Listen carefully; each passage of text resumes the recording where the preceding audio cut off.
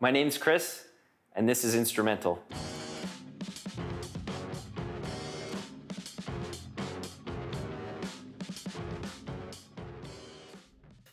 You sort of take it for granted sometimes that you're working with something that's so precious, I guess.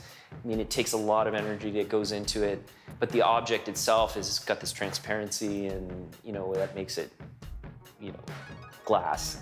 Materials that we originally started with, there's only a certain number of companies that produce the raw material. The glass that we melt is soda lime glass, which differs from lead crystal. But the refractive index of different glasses is different, so the optical properties change depending on what the chemical formulation of it is. It goes back to the process. What is it that we're making with the material? Does it require certain characteristics? Does the glass need to set up very quickly when you go into a mold? Or is it an object that you're making that needs to be as malleable and hot for as long as possible, so you have as long of a period to work with it as possible? Depending on the chemical composition, will determine how quickly it sets up, it cools down, and how long it will hold its heat. Every time you touch it with either the newspaper or a tool, it's robbing it of heat, so it's cooling, it's chilling it. It has to hit a critical temperature. It's interesting, it almost starts boiling as it starts to mix together, all the ingredients start mixing together. What can happen is there's a prime time when you basically have to melt it at a high temperature and try and extract all the air out of it, because it is a powder, right? So you can imagine how much air is in there. And then you have a certain time that you have to use it up, because what will happen is at that high temperature, you start getting stratification of all of the different ingredients in that pot, where you get different materials floating and sinking in there. So as you go in to gather your glass up, it gathers up all those different stratifications, and you get these chords, and you get all sorts of weird anomalies that happen in it. So there's actually shelf life to how long you can actually manipulate the material from a certain batch that you melt. The way that we blow or make glass is very production driven, but we've taken on the model of a more European style of glass studio versus North American small glass studio. European glass blowing is factory driven, so there's not really one particular step, or there's not one person that carries through the entirety of the process.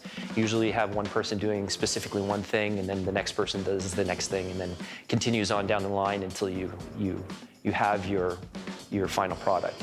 There's a team effort involved with the style of glass work that we do, but it's not teamwork as in like one team all at the same time working at the glass.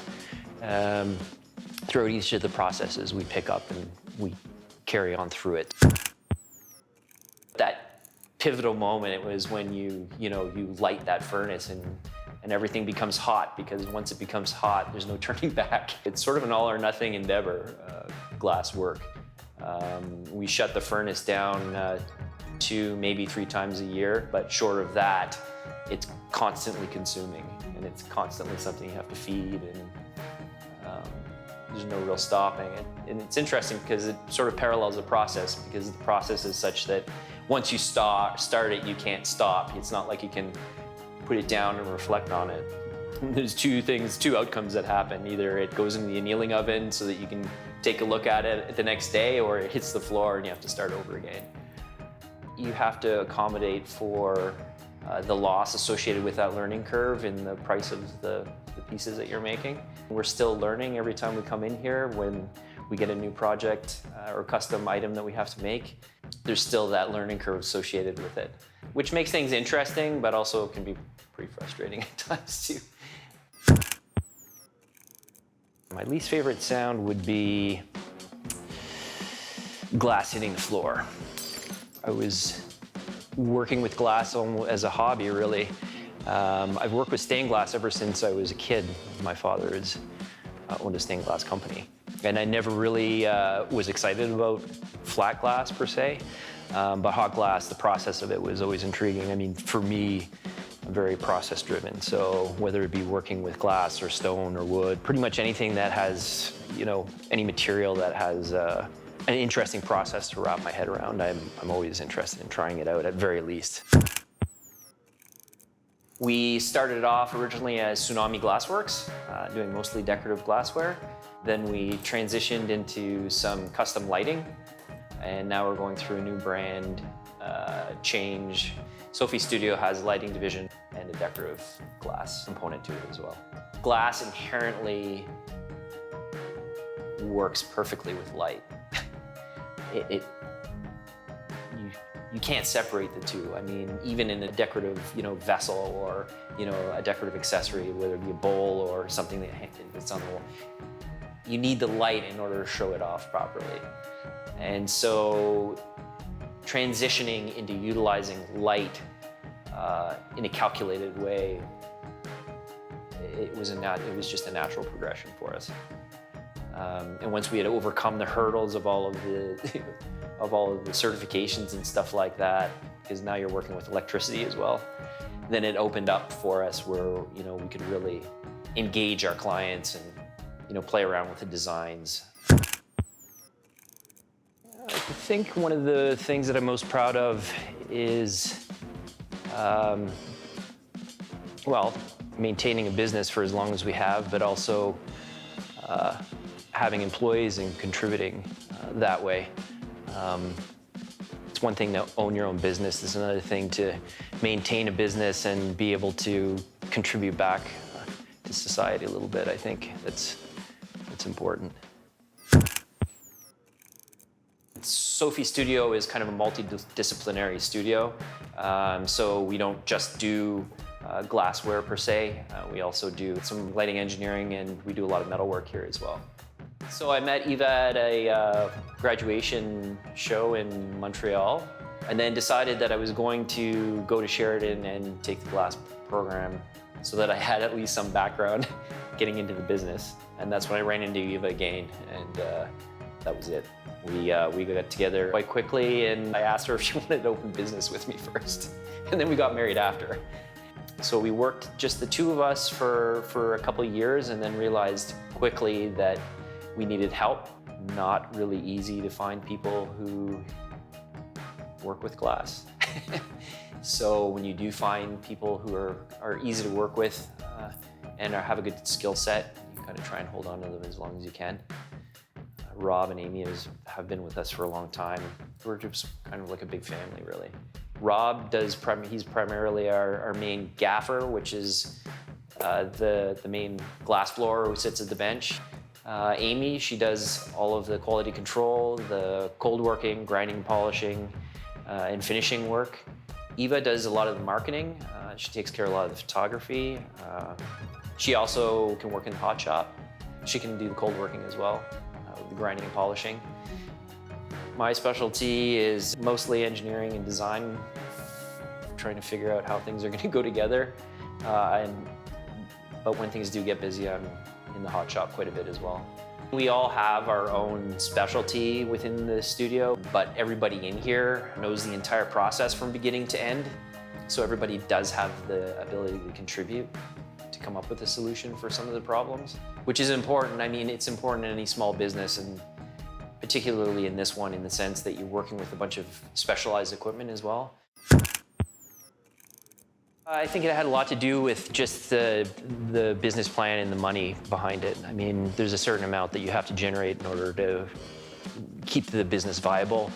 Overhead of glass blowing is quite high with natural gas and everything else, and skilled trade, skilled craftsmen that need to be in there in order to produce these things. But it really came down to just the dollars and cents of how many units we needed to make in order to make it a viable business. Which is pretty unromantic, but. We were making the main body of a pendant for a client. So this is, he's just setting up the seed bubble. So just the first gather. It's important that he gets this nice and straight and even. More symmetrical we can get the early bubbles, the easier the process will be. Now he just has to wait for this to cool before we can gather some more glass. It's about the closest as you get to touching the glass. It's just wet newspaper, actually. Any kind of wood fiber, it holds the moisture. And so when the glass touches it, it vaporizes that water, and it's actually a thin layer of steam that it's riding on. It does burn eventually. You constantly keep it wet, and that prevents it from getting incinerated. Now we're gonna gather one more over this. Go through the same shaping process. The pipe does get hot as the heat migrates from the glass down, so we have to cool it pretty frequently in between gathers, so that obviously, because it is cantilevered, the closer we can grab to the end of it, the easier it is to manage. Usually when Rob it's called gaffing. Usually when he's blowing by himself. When you get into larger pieces, you usually have a team of people. Just shielding him, he's putting that restriction in there. That's where the piece is gonna break off when we're finished. So we'll let this cool down, and then the fun begins. Anxiety starts to peak right about now. For pieces this big,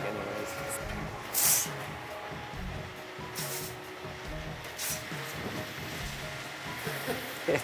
Controlled disaster. As soon as we come out of the furnace, the outside isn't getting heated anymore. It's starting to skin up, basically. And then as soon as you hit it with a tool as well, it causes a cool skin to be formed.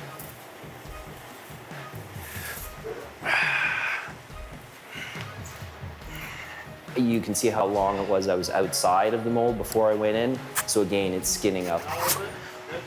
Ready? There's a lot of pressure, obviously. Be bigger, right? It's got to be like 20 pounds per square inch, basically, at least. I mean, you guys are lucky to have seen it, because, I mean, we don't usually blow into something that large. We don't usually use compressed air in order to inflate it, but we needed to get it to fill that mold as quickly as possible. If I was to do it just mouth blowing it, that literally would take, you know, 8 full lungfuls of air to inflate it. I mean, you can imagine what it's like to blow a beach ball up, right? So that's essentially what I'm doing.